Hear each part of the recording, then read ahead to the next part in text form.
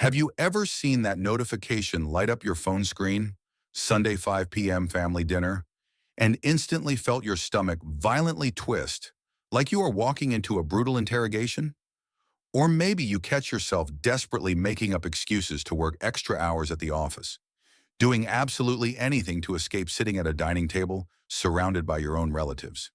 It is a frustrating mystery. Why do the people who share your blood, the people you genuinely love, possess the terrifying ability to drain your energy faster than anyone else on Earth? How can you flawlessly negotiate with dozens of difficult, demanding clients all week, but the second your mother asks one seemingly harmless question, you instantly regress into an irritable, defensive child? If you have ever tortured yourself with guilt, convinced that you are just a cold, antisocial person who hates people, this video is your wake-up call. The truth is, you are not broken and you are not a bad person. There are primal survival mechanisms and deep psychological triggers silently hijacking your brain right now. And science has a very clear name for exactly what is happening to you. Let us start by throwing out the most common excuse we all use. You probably tell yourself, I am just an introvert.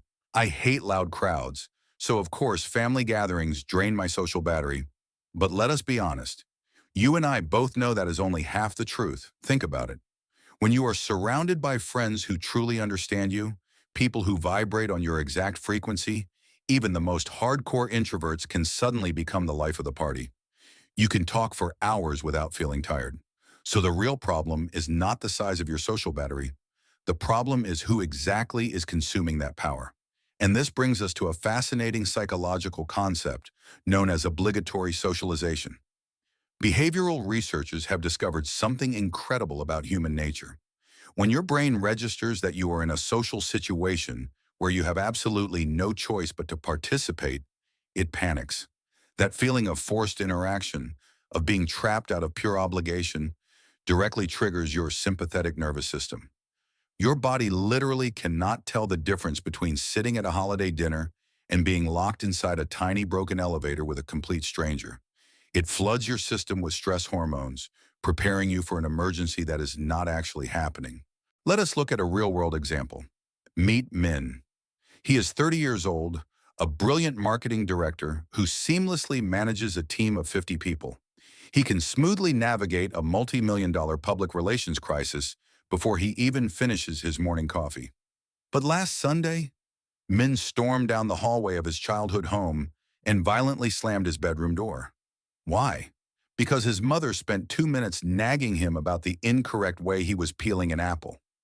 How does a highly successful executive transform into a pouting, defensive teenager in less than an hour?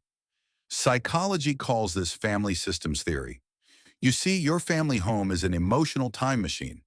Out in the real world, you have evolved, grown, and built a complex identity. But the absolute second you step through that front door, the deeply ingrained family dynamic forces you right back into your assigned childhood role. It does not matter how much money you make or how many degrees you hold. You are suddenly the clumsy one, the rebel, or the golden child who cannot ever make a mistake. You experience severe psychological regression. Your brain literally rewires itself on the spot, snapping back to deep neural pathways that were formed 20 years ago. And then comes the physical exhaustion. Have you ever wondered why just sitting on your parents' sofa for 3 hours leaves you feeling like you just ran a brutal marathon? It is because of masking and intense emotional labor. You are not relaxing. You are actively running a highly strategic, exhausting PR campaign for yourself. You are forcing polite smiles at uncomfortable jokes. You are carefully dodging sensitive topics to keep the peace. You are constantly managing, predicting, and absorbing the volatile emotions of all the adults around you. You leave the house completely drained because you were not resting. You were working overtime. Finally, there is the absolute worst part of the evening, the comparison festival. According to Festinger's social comparison theory, humans naturally evaluate themselves by looking at others. But at family gatherings, this becomes incredibly toxic. When are you getting married? How much money are you making now? Why haven't you bought a house yet? Here is the most mind-blowing part about those questions. Neuroscientists using MRI scans have discovered that when you feel judged as inferior, like hearing your younger cousin just bought a huge house while you are struggling to pay rent, it activates the exact same regions in your brain that process actual physical pain. Your brain processes that feeling of family judgment exactly the same way it processes violently stubbing your toe against a heavy wooden table. The only difference is that a stubbed toe stops hurting after a few minutes.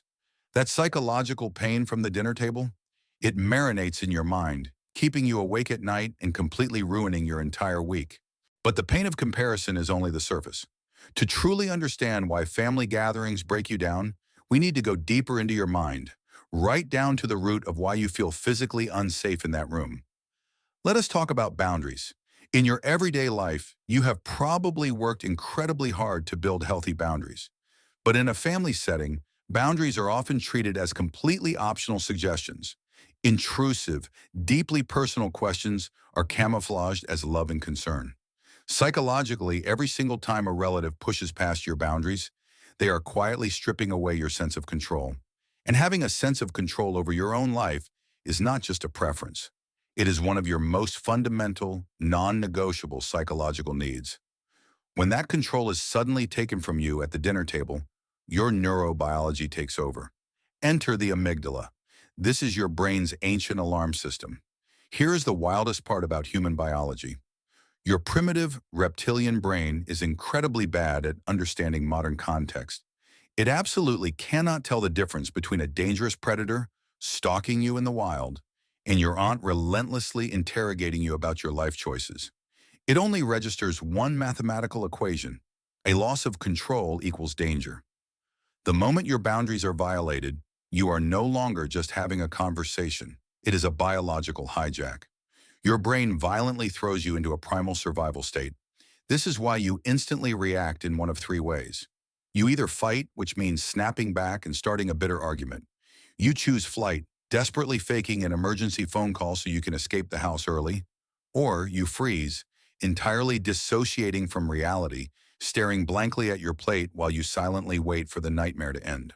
Now, before you use this psychology as a weapon to completely cut off your entire family and permanently play the victim, we need to take a step back.